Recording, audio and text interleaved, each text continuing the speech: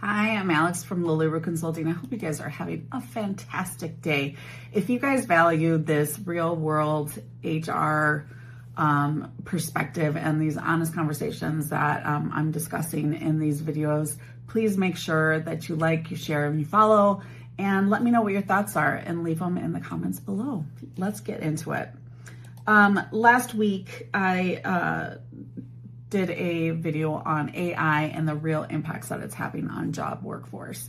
And while I was researching, I came across something that kind of really stuck with me. If AI is reshaping work the way that we're being told it is, we should be able to clearly see that in the workforce data. However, right now, we don't. New York is really the only state in America that gives employers a way to indicate when a layoff is being caused by automation or by technology. Every other state, nothing, zilch, nothing, nada. There's no category for it, there's no requirement, and there's really no real way to flag when AI is the reason for a job loss. When companies file layoffs, they're forced to choose from this broad, categories like restructuring, reorganization, reduction in force, or positions being eliminated.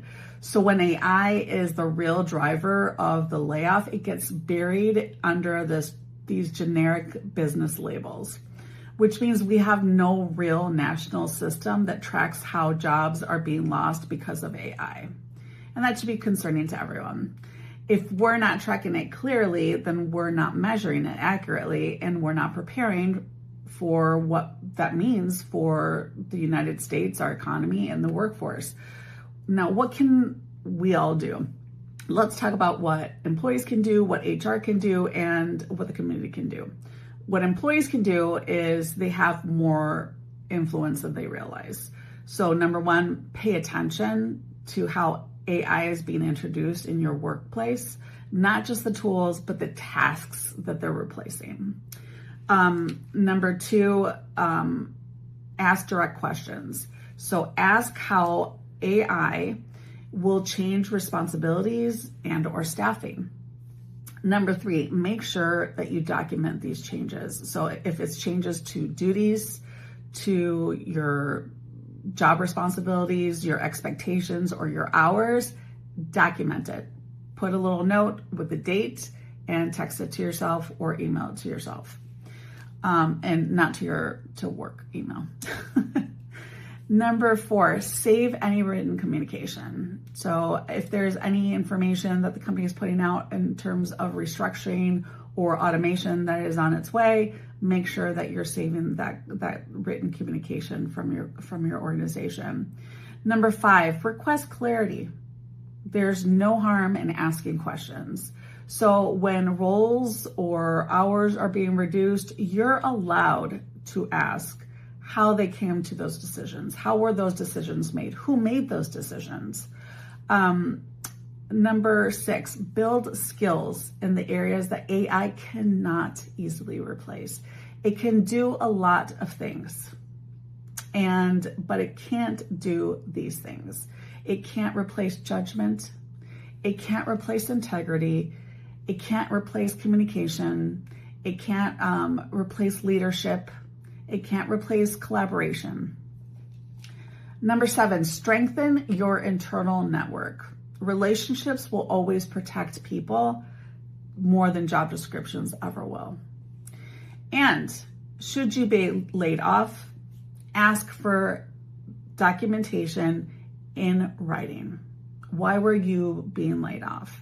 And make sure that you get all that in writing. That's the important part. Obviously, employees can't stop automation, but they can be informed, they can document, and they can be prepared. And who knows, as we've stated with other things, that people can affect policy. So make sure that you're using your position, your voice, to ensure that your opinions are being listened to and respected, even if it doesn't affect you. even if it doesn't affect your own job.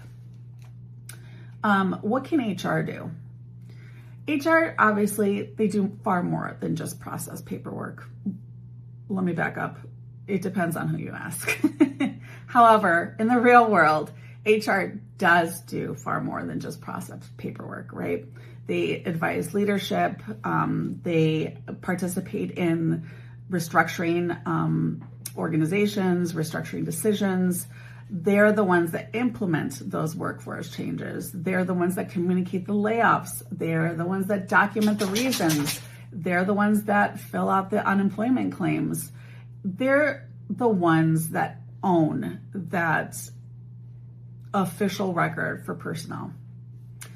So that means that they have a huge responsibility. If automation or AI is influencing workforce reductions, then HR should understand that impact. They should be able to question it when necessary and document it accurately.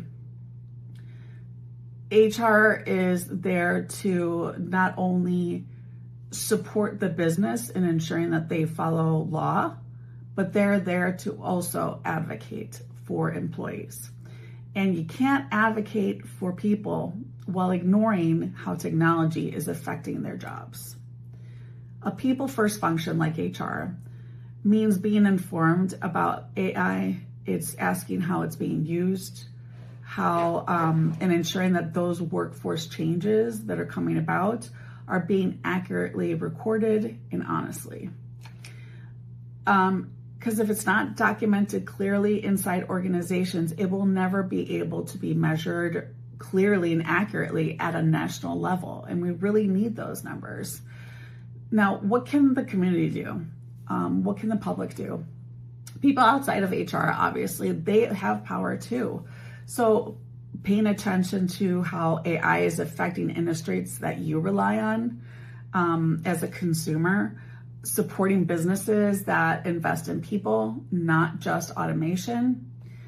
Ask for human service whenever possible. I think the last video, we talked a little bit about using people lanes when you're in the grocery store and avoiding the self-service. Support human creators, support artists, or any professionals whose work is being displaced because of AI. And contact your local representatives. Let them know and ask them where they stand in terms of AI oversight or workforce transparency. Encourage them to support legislation requiring that there be clear reporting about AI-related job loss. Public pressure shapes policy. Policy shapes corporate behavior. Transparency starts with an informed community in public. In terms of legislation and policy, we're seeing that some lawmakers are already pushing for stronger transparency around how AI affects jobs. At the federal level, we've got leaders like Bernie Sanders, Alexandria Ocasio-Cortez, and others that have called for clear reporting, worker protections, and oversight.